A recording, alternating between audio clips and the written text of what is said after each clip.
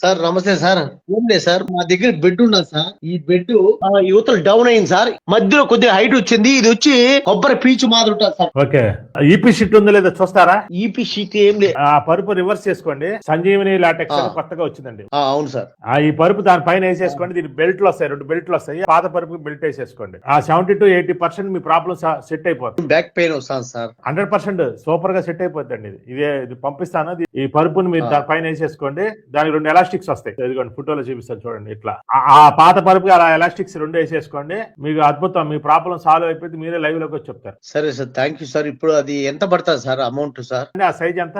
పొడవు వచ్చి 70 to 60 వెడల్పు సార్. 60 into 70 అంటే 5/6.